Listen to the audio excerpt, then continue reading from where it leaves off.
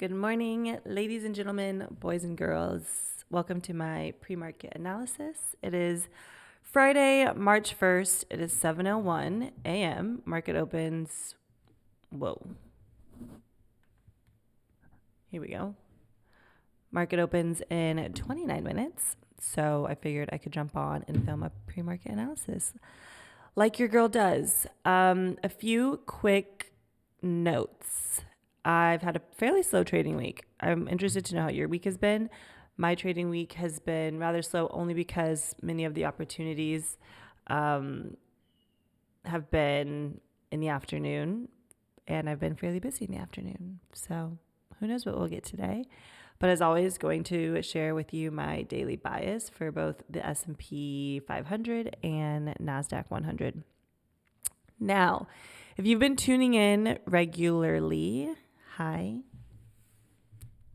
I love you, and I've got some news. So last week I was practicing trading futures on TradingView. Now that was the first time I had ever traded, one, on TradingView, and two, traded futures on TradingView. So it was completely new for me.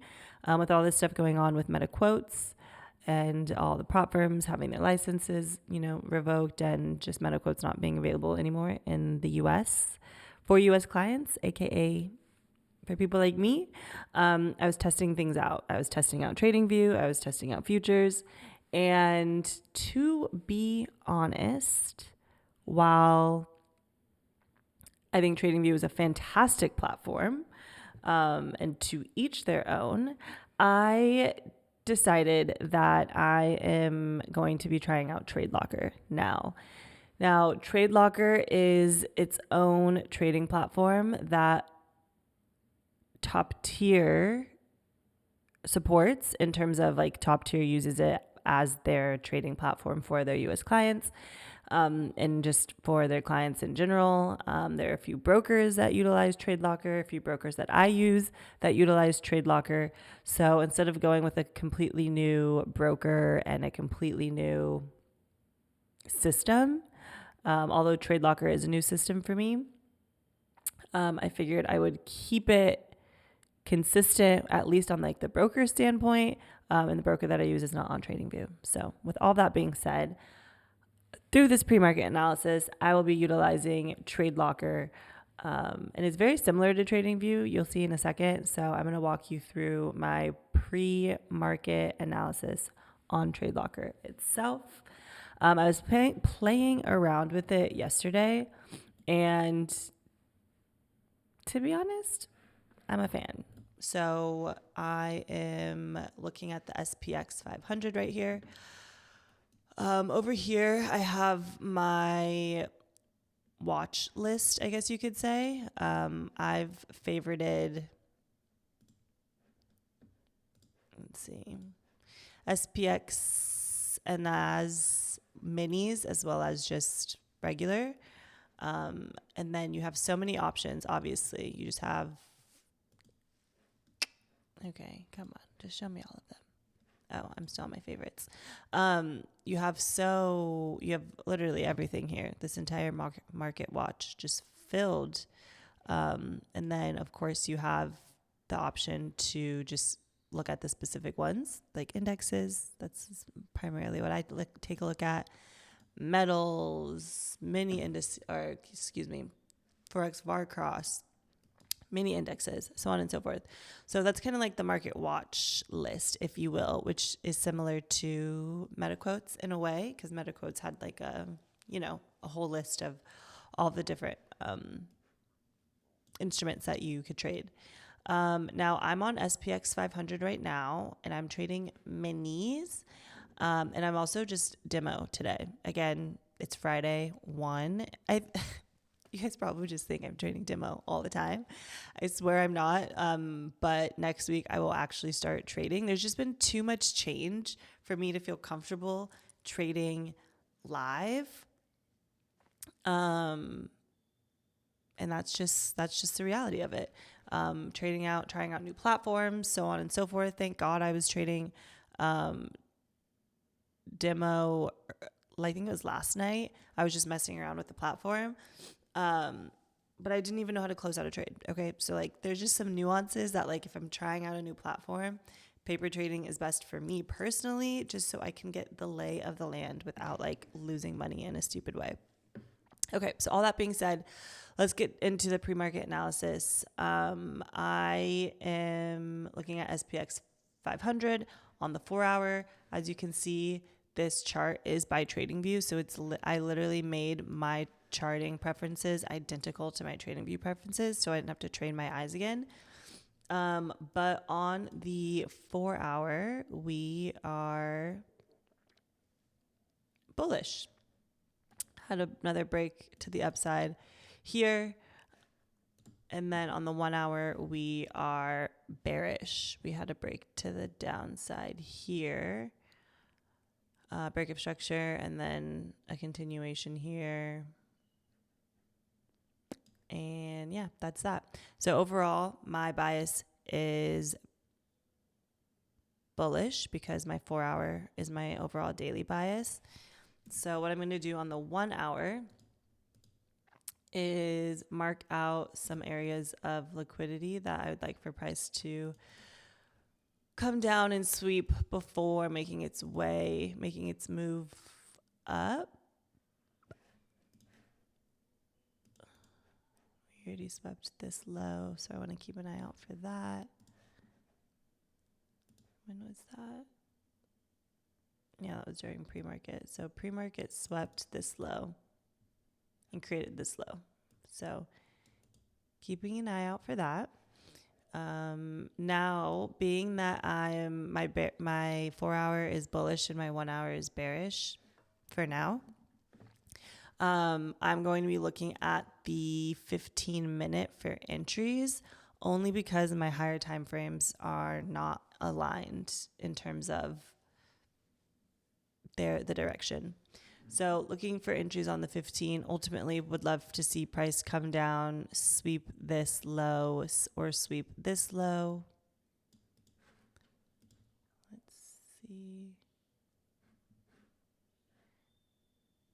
Yeah, this low right here is a 4-hour low. So would love to see if price came down, swept these lows before breaking structure back to the upside, and I would be aiming for liquidity up here. Again, it is Friday, so even back to like the high of the day wouldn't be so bad. Like right here.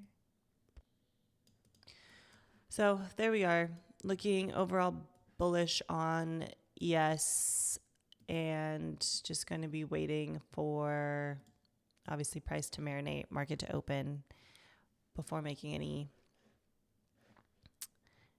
rash decisions. But that's what SPS is looking like. Now for NASDAQ,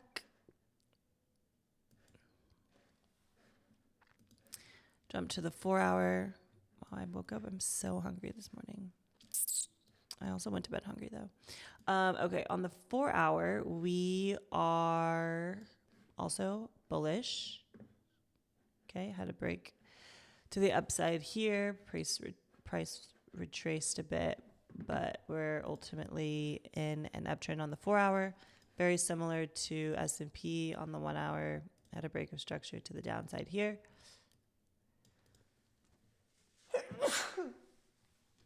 Excuse me.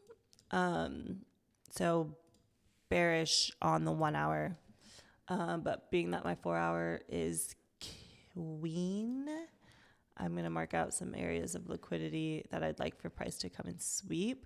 Now, price already swept this area of liquidity during pre-market. So I want to keep that in mind. See? Created this new low.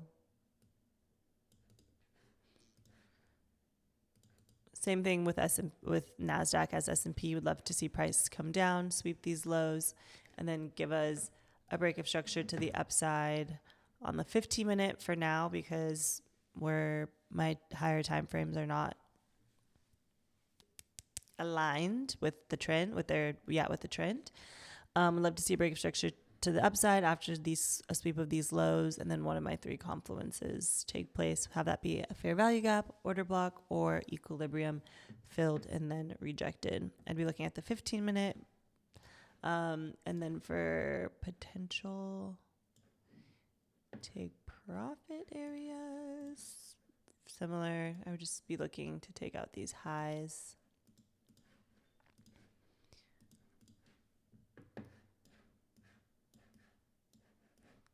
Zam,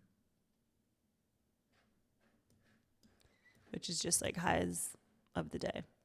So that is what we've got. One thing I do like about TradeLocker that I was messing around with yesterday is it does the calculations for you when you are looking to get in. So I can, like, my lot size is right here. If I want to be risking, like, that's not right. Let's see.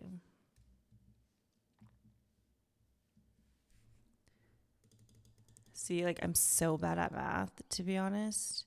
So it's just nice because you can calculate how many lots you want to use, or you can put how many lots you want to use, and it'll calculate how much margin you need and then what % of your account. So we love that.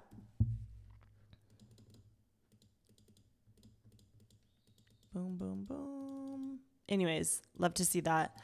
And then you have your sell, buy, pending orders. Yeah, again, it's a platform I'm having to get used to because I don't know it all that well.